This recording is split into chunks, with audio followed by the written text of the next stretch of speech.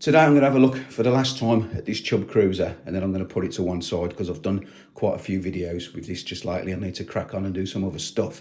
Before we start, I just want to say that me and the missus have both now fully recovered from COVID. We're both back at work. So thanks for everybody who commented and messaged about us. Yeah, we're both fine. So I just put that out there. Right, what are we going to talk about? We're going to talk about this. I've had quite a few people ask questions about this.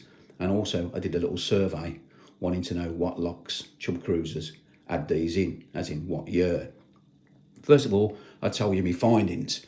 The earliest Chubb Cruiser somebody had with one of these in was in 1959. They had these monitor levers in, and they've got them in up to the present day. Now, most of them had monitor levers. The one year which baffled me was in 96. Some says they had them, some said they didn't. Now, there could be a simple explanation to this, because somebody else commented and said the tail part can snap off. So that's the first lever in this lock. If the tail snapped off, it'd look pretty similar to that.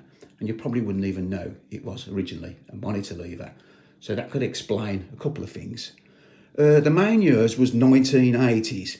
Somebody got one in 1985, no monitor lever, 1987, no monitor lever, and 1988, no monitor lever. So that was the only pattern really that I came up with. So the survey really didn't explain too much, but thanks for everybody who got back and give me the years and the numbers of their locks.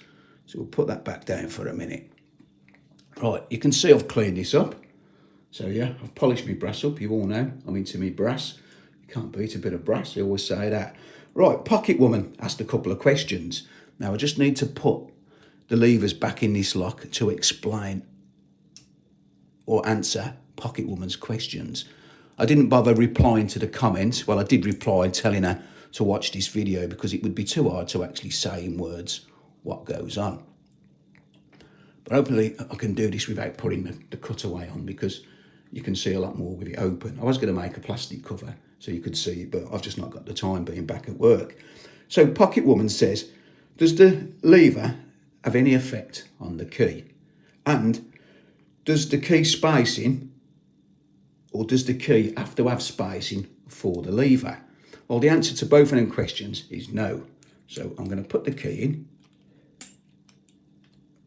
It is a bit tricky to do in your hand with the cover off. Let me just lift them up, right. I'll put the key in. Now, watch when I go to close this. The key's not going nowhere near the tail part of the monitor lever. Obviously, it lifts it at this point, and then it takes your lock or your bolt through the levers. You can see the tail's not touching the key, so there doesn't need to be any cutaway in the key. And then when you get to this point, just as the bolt passes through, it will drop back down, look. And it drops back out of the way. So the answer to the questions is no. The key doesn't have any contact with that tail, and it doesn't need to have a cutaway in the key to go over the tail. I'll show you. The tail even. Just show you one more time, look. Not touching anywhere near that tail. And as the bolt slides in and it goes through the levers, the lever drops down, which makes the bottom part of the lever, which is the tail, just drop out of the way. So that's it. So I hope that clears things up. Another thing is, somebody else commented and says they only put monitor levers in locks made pre-1970. Well, we know that's not the case, because lots of people have commented they've got locks made after 1970 with the monitor lever. So that's it for now. What I'm going to do is I'm going to put the cover back on and I'm going to clamp it up in the vise, and I'm just going to show you how I pick this with the monitor lever one last time, and then we're going to put this to bed. Like I say, I've done quite a few videos on this lock now, so I want to move on to other things. So I'll crack on and get it set up in the vise. So I've got it clamped up in the vise. I'm going to zoom in so you can see even closer, but I just want to show you something before I start. Now, this is the tension tool, what I'd normally use. And if I put him in, I can tension him up, but you're not going to see anything, all that's sort of blocking your view. Even when I zoom in, this is in the way. So what I'm going to do is I'm just going to undo these screws, and I'm going to take that little key out, and I'm just going to put it on the end of this little roofing bolt in between those two, and then we can use that, and hopefully it won't, just tighten him up a bit, hopefully it won't block your view as much. So again, you can make tools out of anything. And not only that, it won't be in the way as much. So if I hold it like that, I should be able to pick it, and I should be able to get the camera at a different angle and zoom in so you can see. So I'm going to mess about doing that, and then we'll start picking it. I've zoomed in as probably as good as I can, and we're just going to use this little tension tool, like I say, which hopefully will give you a better view of what's going on when we're picking it. So stick the wire in. So that's the first lever. Look, that's not moving. I'm going to try to, in fact, if I move my thumb out of the way, you'll see that monitor lever more. So the second lever now, which is the monitor lever, look, that's gone up and that's stayed up. Nice click out of that. Back onto the first one. Now I did pick this lock quite quick when I first got it. It wasn't that hard to pick. There is some false gates in there, but you seem to avoid them. Like I say, when I first got it, I opened it quite quick without too many problems. So now we need to do it while it's in the vise, so you can see what I'm doing.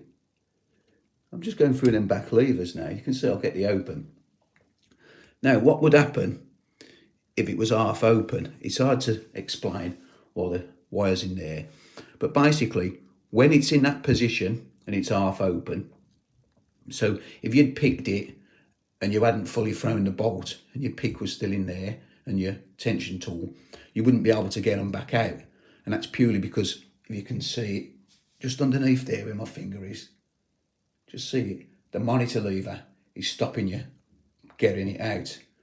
Now, if you used two wires, like you can pick locks with two wires, you'd be able to get the wires out, but the bolt would still be half thrown. So if anybody came in with the key, they wouldn't be able to get the key into the lock because that monitor lever would still be covering the keyway. So that would prevent them getting the key in. So there's lots of questions why the monitor lever is there, and it is some sort of anti-pick device or some sort of anti-pick deterrent. But basically, if you pick it and you've not fully picked it, that monitor lever will be in the way of the keyway. And that's it really. I hope that explained things. Sorry I couldn't get it any clearer than what I did. And that's about it. Oh, one last thing before I go. Pocket Woman, the other question she asked was, when I changed the monitor lever over, did I have to change the key? And the answer is yes, because I didn't just change the monitor lever over, I changed all the levers out of the old lock and put them into this lock. So yeah, I did change the key. Anyway, that's it. As always, thanks for watching, and I'll see you again next time. Try a bit.